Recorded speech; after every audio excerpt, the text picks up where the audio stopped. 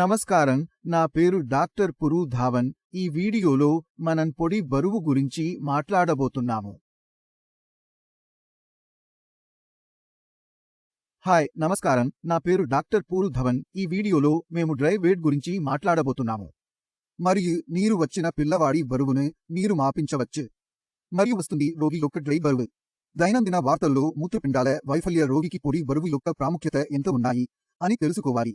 మరియు ప్రతినిధిగా ఉన్న పేషెంట్లకు ప్రధానంగా.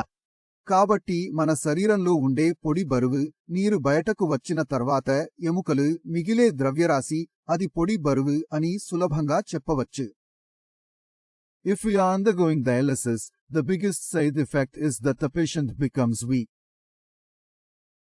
డయాలిసిస్ చేయడం ఎక్కువ ఫ్రీక్వెన్సీ ఉంటే రోగి బలహీనత పొందుతాడు. మరియు బలహీనత కారణంగా రోగి సమస్యలు పెరుగుతాయి, రోగి మరణం కలిగి ఉంటుంది. కాబట్టి రోగి బలహీనంగా ఉంటే పొడి బరువు పెరుగుతుందా లేదా తగ్గుతుందా అని ఉంటుంది. అది తగ్గుతుంది. మీరు పొడి బరువును నిరంతరం చూస్తూ చార్ట్ మెయింటైన్ చేస్తూ పొడి బరువు తగ్గుతున్నట్లు చూడండి. అందువల్ల మీ సమస్యలు పెరుగుతున్నాయని అర్థం. మీరు డయాలసిస్తో బాధపడుతున్నారు. మీరు ఏదైనా చేయాలి అని మీరు అనుకుంటున్నారు. అది మీ డయాలసిస్ ఆపుకోవడానికి లేదా మీ పొడి బరువు తగ్గకుండా ఉండటానికి కావాలి. శరీరంలో కండరాలు ఎక్కువగా ఉంటే మన ఎముకలకు అంత ఎక్కువ బలం ఉంటుంది. డయాలిసిస్ చేయడం వల్ల మనుషులు మరణం కనబడకపోతే మంచిది. డయాలసిస్లో మేము 2 విషయాలు చూస్తాము. మనుషులు డయాలసిస్ కంటే చాలా భయపడుతున్నారు. మనకు 2 విషయాలు కలుగుతాయి. మనం ఏం చూస్తున్నాము? కొన్ని రోగులు ఉన్నారు, జిగురుకున్నారు, అయితే కూడా 6 నెలల తర్వాత డయాలసిస్ చేయలేరు. కొందరు రోగులు 20 ఏళ్లుగా డయాలసిస్ చేయించుకుంటున్నారు. మరి వాటి మధ్య వ్యత్యాసం ఏంటంటే ముందుగానే డయాలసిస్ చేయడం ప్రారంభించిన పేషెంట్ కారణం ఏమిటి? వారి శరీరం బలహీనత పొందుతుంది. If weakness is occurring, how can we detect it? Dry weight తో చేస్తాను. పొడి బరువు తగ్గుతుంటే బలహీనత వస్తుంటుంది. అప్పుడు మేము అది ముగిసేయాలి. ఇప్పుడు అది పూర్తి చేయడానికి 2 విధాలు ఉన్నాయి. The first way is to eat food that can compensate for the weaknesses caused by dialysis in our body. మన శరీర బరువు తగ్గించడం వలన తినడం ద్వారా దాన్ని భర్తీ చేస్తూ ఉంటే కావు. శక్తి మన శరీరంలోనే ఉండిపోతుంది. నడిచే శక్తి మనకు ఉంటుంది. మనకు ఉల్లేఖమైన వాంతి, ఆందోళన, తిమ్మిరి లేవు. మరో మార్గం ఇది అన్నం అన్ని జీర్ణించలేదు అని ఉంది. కిడ్నీ రోగులకు ఆహారం తినడంలో చాలా కష్టం ఉంటుంది. ఆహారం రుచిగా ఉండదు. కాబట్టి అందరికీ ఆసక్తి కలిగించడానికి పేషెంట్ మెడిసిన్ తినాలి. ఆహారాన్ని సక్రమంగా తినాలి. శరీర బరువు పెరగాలి. డ్రై వెయిట్ పెరగాలి. శరీరంలో బలహీనత ఉండకూడదు. ఎందుకంటే మీ కిడ్నీ చాలా చిన్నదైతే అది 5 సెం.మీ 6 సెం.మీలకు కుంచుకుపోయిందనుకుందాం. మూత్రపిండాలు బాగుపడే అవకాశం లేదు. అయినప్పటికీ మనుగడ సాగించడానికి మీరు సరైన మార్గంలో నడవడం మరియు సరిగ్గా తినడం చాలా ముఖ్యం. డాక్టర్ కూడా నేను కూడా డయాలసిస్ ఆపకుండా ఉంటాను. కానీ డయాలసిస్ ఆపడానికి ప్రయత్నించినప్పుడు అది షరతులతో కూడినదని మీరు అర్థం చేసుకోవడానికి ప్రయత్నిస్తారు. If the kidney is completely damaged from the inside, for example due to infection, or if it had to be removed for some reason, or if it is the only kidney and has been damaged due to high blood pressure or diabetes, the chances of recovery are very low. లేదా మీరు transplant పొందినట్లు ఉన్నారు, మీరు మరొక మూత్రపిండం పొందడానికి లేదు. లేదా ఆర్థిక సమస్యల వల్ల మీరు 2వ ట్రాన్స్ప్లాంట్ పొందలేకపోతున్నారు.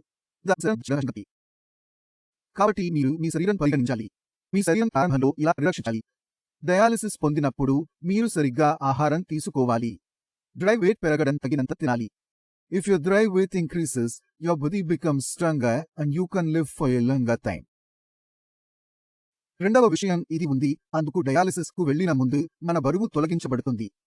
ఇప్పుడు ఎక్కువ నీరు బయటకు వస్తే మీరు ఎక్కువ బరువు తగ్గాలి. కాబట్టి డయాలసిస్ కు ముందు మీ బరువు తర్వాత తగినంత తక్కువ ఉండాలని గుర్తుంచుకోవాలి. గ్యాప్ తక్కువ ఉంటే శరీరంలో నీరు తక్కువగా సేకరించబడుతుంది.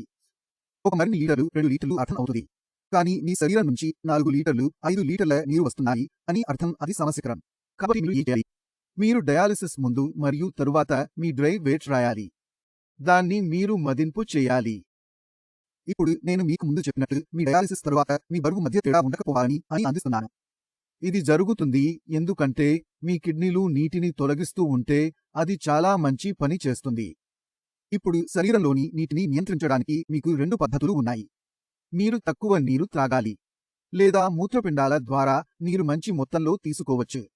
కాబట్టి మీరు డయాలసిస్ రోగి అయినప్పటికీ మీ మూత్రపిండాలను కనిపిస్తూ నుండి నియంత్రించాలి. ద్వారా మూత్రపిండాలు తప్పులని కూడా ఉంటాయి. ఏదో పని చేశాడు. అతను మూత్రాన్ని తొలగించడం లేదు, కానీ తొలగించడం లేదు. కానీ ఆయన నీరు తొలగిస్తున్నారు. కాబట్టి మూత్రపిండాలపై పనిచేస్తూనే ఉండాలి, తద్వారా నీరు బయటకు వస్తూనే ఉంటుంది.